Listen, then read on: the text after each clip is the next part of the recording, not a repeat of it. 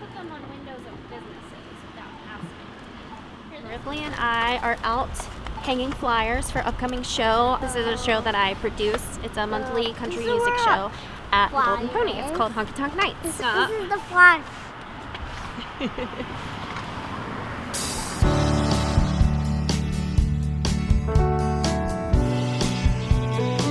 My name is Rebecca Porter. I am a country singer, songwriter, musician, and producer in Harrisonburg, Virginia.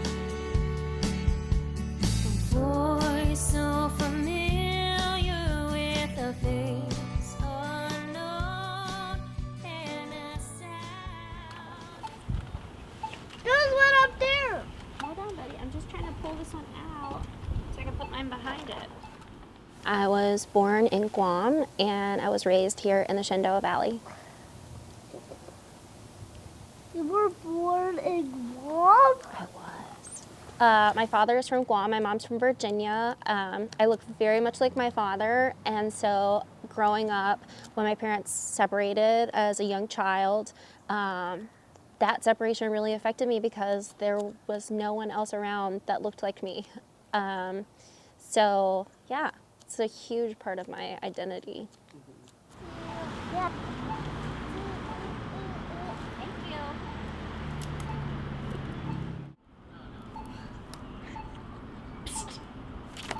Go! We can't go, the light's red. This is Ripley. This is my son. He is 4 years old. And we like to say that he is supercharged sunshine, sometimes supercharged radioactive sunshine. I love how much energy he has. I'm very envious. I wish that I had the same amount of energy that he has. He is always very happy-go-lucky, which for him has been like a little bit of a blessing and a curse. He calls this bridge over here the Stinky Bridge because Black's Run usually stinks. See the stinky water?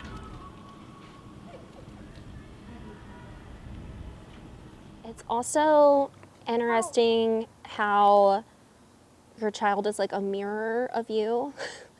He feels his feels. And so we're trying to embrace that and help him with verbalizing, because that, growing up ourselves, we each grew up in environments that were like, suppress your feelings, don't talk about your feelings. And so as adults, we still find ourselves like working on communication. I see. Wait.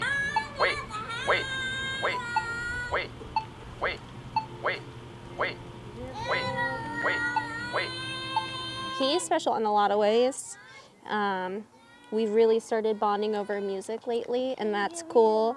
Him enjoying my music, and then when I'm playing or practicing or writing, him kind of coming in and like getting involved or like wanting to be part of me making videos for content.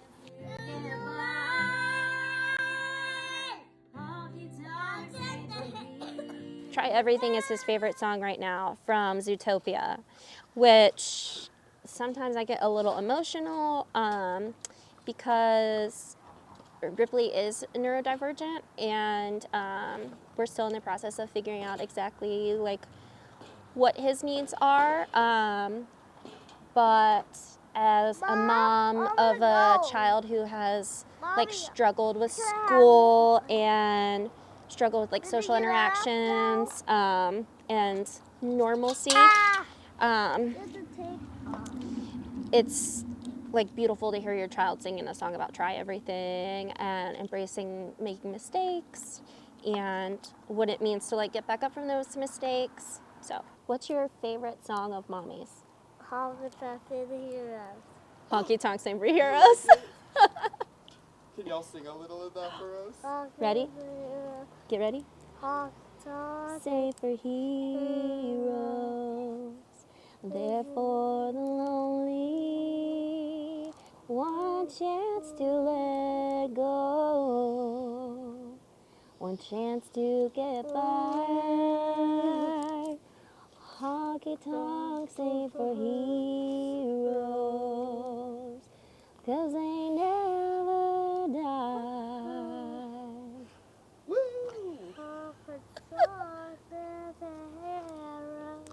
That's right. Good job.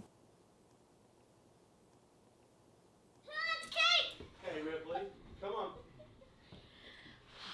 That's like a that's like my brain like doing something. Who wants cake?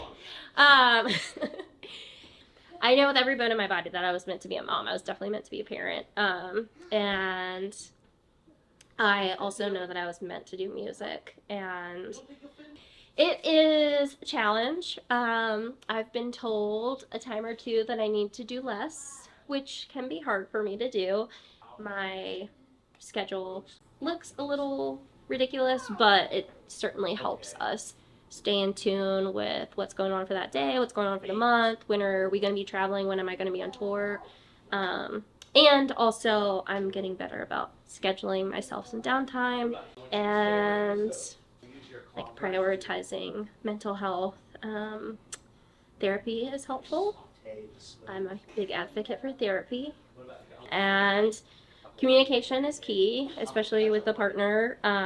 He has a very busy and demanding schedule as well. So we remain very vocal about what the other person is doing. Do you need peaches?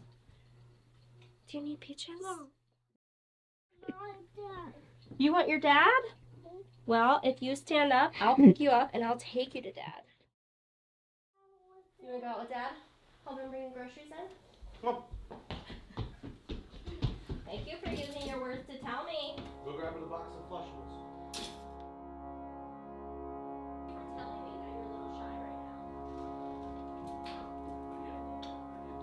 now. When I was 18, I was dating a guy who wanted to get tattooed. And Porter was like a really reputable tattooer in town. So he went to him and I like went with him.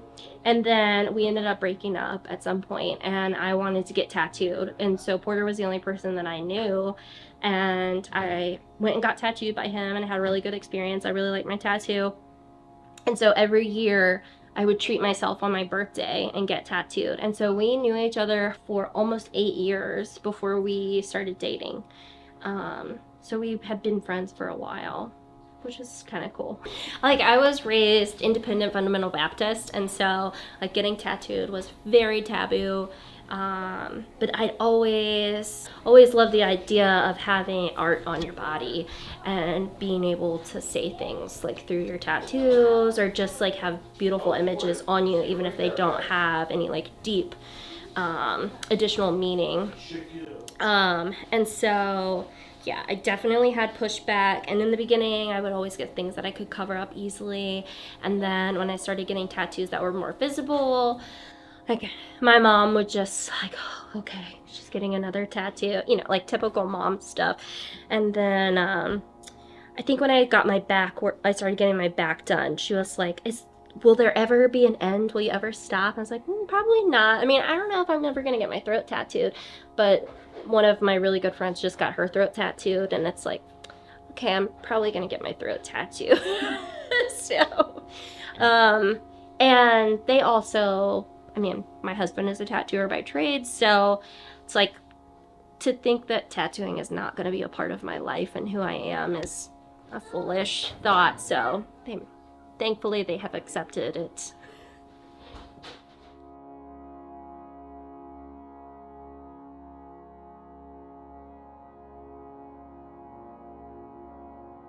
I grew up listening to Dolly Parton, and I don't know, you know, she's human, so she's not perfect, but I've always drawn a lot of inspiration from her.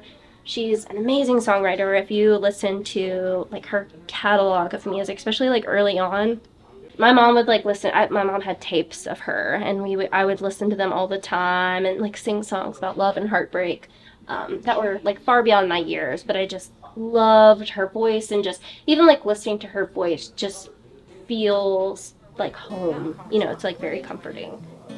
It goes like this. Said it must be the season, must be the season, must be the season. Yeah.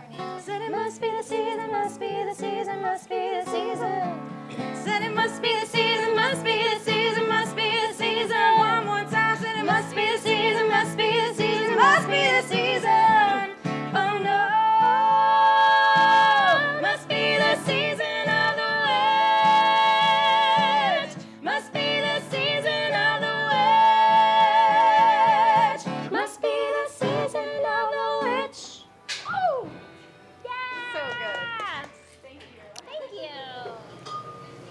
am just going to I'm just going to be doing original songs tonight.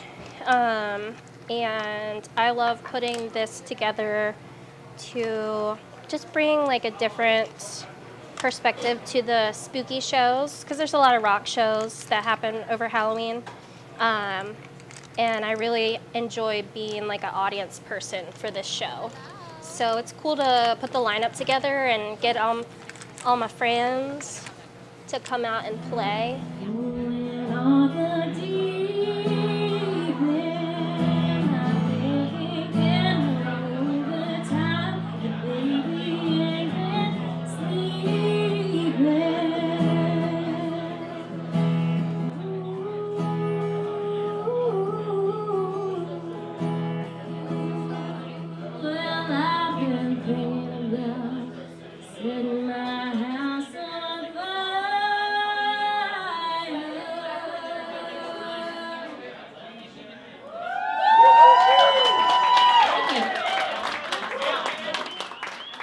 I have dealt with depression and anxiety my entire adult life, or at least that's when it was diagnosed.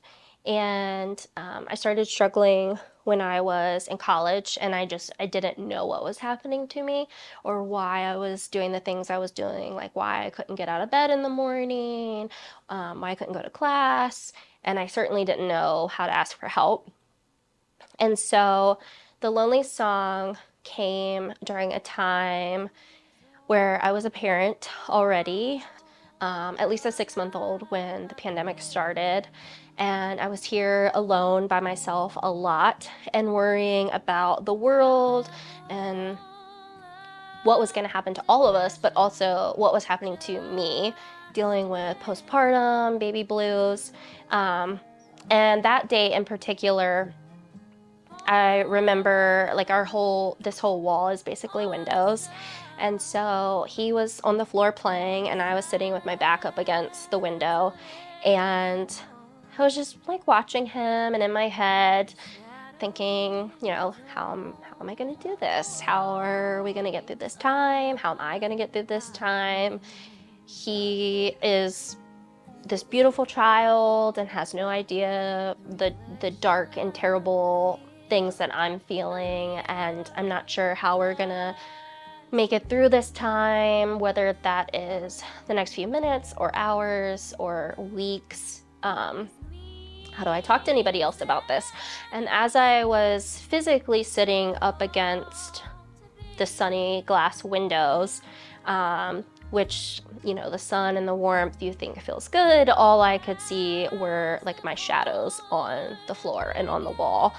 And I just started essentially like singing to myself, which is a part of my process, and thinking about the bouts of loneliness that I was going through as a new parent, experiencing a global pandemic, which was something I didn't know was going to be part of my story as a parent.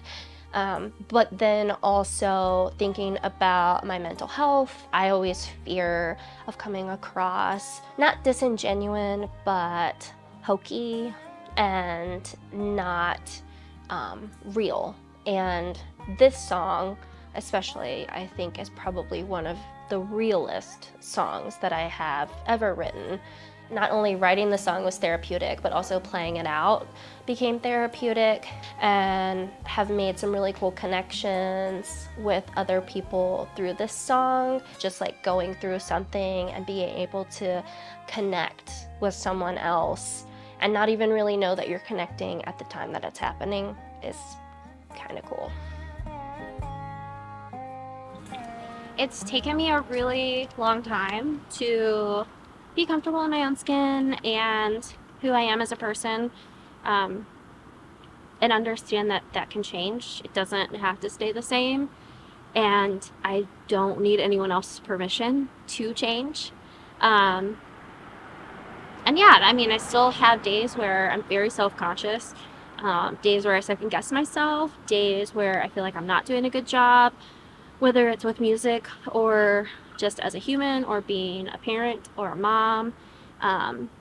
advocating for Ripley with his needs in school.